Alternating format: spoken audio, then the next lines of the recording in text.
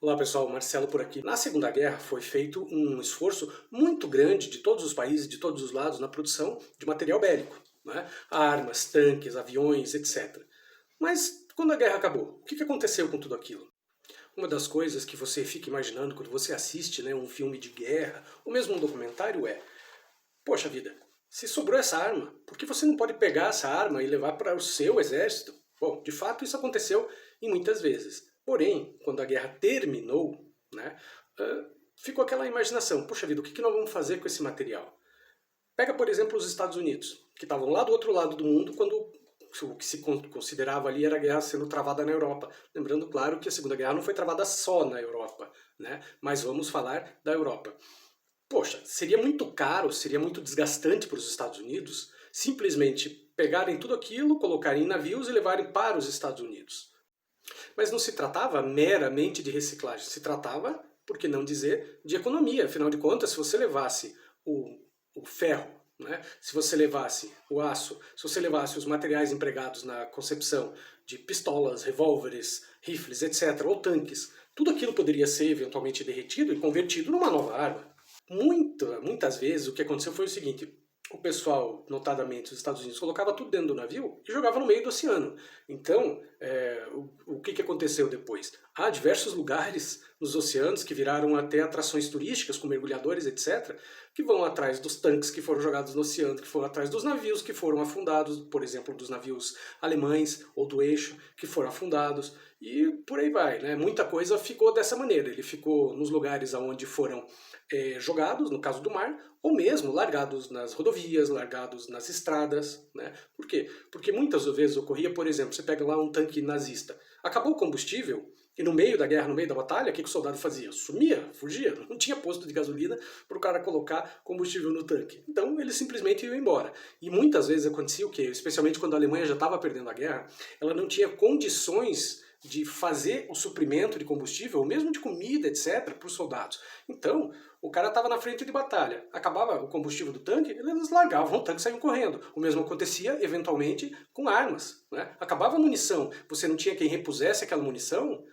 você largava a arma, saía correndo, ou às vezes você se rendia, porque não tinha mais munição, mas tinha arma, e essa arma na qual, quando você usava e no momento em que você se rendia, era naturalmente apropriada pelo exército que dominou você. Então, uma das coisas que a gente deve sempre considerar é: houve uma certa reciclagem quando os equipamentos serviam para alguma coisa, né? Se fosse perto, vamos colocar assim, se fosse perto, o material poderia ser efetivamente reciclado no sentido da linha de montagem, né? Eles poderiam até ser convertidos para outro tipo de armamento, como por exemplo alguns tanques foram convertidos para um outro tipo de tanque, alguns tipos de rifles, revólveres, essas coisas foram convertidos para outro tipo, às vezes um pouco mais moderno, que precisava só fazer uma modificação, outra aqui, um ali. Agora, uma coisa que muito pouca gente sabe é que boa parte dos armamentos servíveis, eles foram distribuídos. E você tem ideia de quem distribuiu e para quem foi distribuído a maioria dos equipamentos servíveis? Bom, é documentado nos livros de história que os Estados Unidos e que a Inglaterra, especialmente esses dois, tinham um certo medo de que o Stalin, no final da guerra, né, resolvesse fazer uma agressão contra todos, tomando assim parte da Europa, etc. Porque eles não confiavam no Stalin. É curioso que é o seguinte: muito se fala, especialmente nos documentários que a gente vê, do pacto de não agressão que o Stalin fez com Hitler.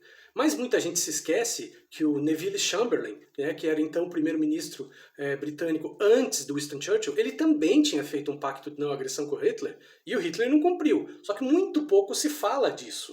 Mas é que o motivo de que muito pouco se fala disso não é coincidência. Quando nós assistimos um documentário, normalmente esse documentário é feito, primeiro, em língua inglesa, e segundo, ele é feito pelo pessoal dos aliados, né, que ficaram do lado do capitalismo no final, depois do final da Segunda Guerra. Eles não se juntaram à União Soviética. Então, normalmente o prisma, né, o ponto de vista dado por esses documentários é sempre o prisma do que eles chamam de Ocidente, né? Dificilmente você vê um documentário onde o prisma, o ponto de vista é o do Oriente, ou seja, da União Soviética. Bom, então como havia de fato uma desconfiança de que o Stalin poderia ter lá suas ganâncias de conquistar determinados territórios da Europa, o que acontecia? Os países né, os países aliados, mas que não eram, obviamente, a União Soviética, eles resolveram construir, armar suas colônias ou irem armando países ali do entorno soviético para quê? Para evitar que esses países fossem dominados pela União Soviética e que se sentissem até mesmo tentados a fazer parte da União Soviética. Então esses países foram, vamos dizer assim, chamados para engrossar aquele rol de nações que eles consideravam como livres. A União Soviética foi de longe o país que mais perdeu pessoas na guerra. Estima-se que durante toda a Segunda Guerra Mundial ela perdeu 27 milhões de pessoas, né? E foi também, dos vencedores, obviamente, o que mais saiu prejudicado financeiramente. Por quê? Porque a União Soviética é um país que estava ainda, entre aspas, em construção, né? Era um país que ainda estava se industrializando, etc. E essa industrialização até ocorreu de uma forma um pouco mais rápida na Segunda Guerra pelo esforço de guerra. Né? Então, isso aconteceu com os outros países também. Eles aprenderam, né? Muitas indústrias foram convertidas, vamos dizer assim, ao invés de você fabricar um carro, você passava a fabricar um tanque. Né? Isso aconteceu com outros países, aconteceu na França, por exemplo, a Renault, né? Aconteceu na própria Alemanha. Né? Então, ia acontecendo assim na Tchecoslováquia, a Skoda, né? A Skoda Tchecoslováquia, que ficava ali no entorno da União Soviética. Então, assim, ao final da guerra, os países que venceram precisavam desesperadamente de dinheiro. Né? O mundo, basicamente, mas especialmente a Alemanha, foi dividido em dois. Né? A parte que ficou dos aliados, França e Reino Unido e Estados Unidos, e a outra parte que ficou ao encargo da União Soviética. A União Soviética, um pouco mais tarde, ficou sendo dona da Alemanha Oriental, do que se veio a chamar depois de Alemanha Oriental. E a parte ocidental ficou, obviamente, sendo dona daquilo que veio a ser chamado posteriormente de Alemanha Ocidental. Ficaram dois países, né, independentes e tal, posteriormente reconhecidos pela ONU e tudo mais. Bom, a União Soviética, precisando se reconstruir, ela, claro, exauriu a parte da Alemanha que ela tomou. Por quê? Porque ela entendia que era uma reparação de guerra.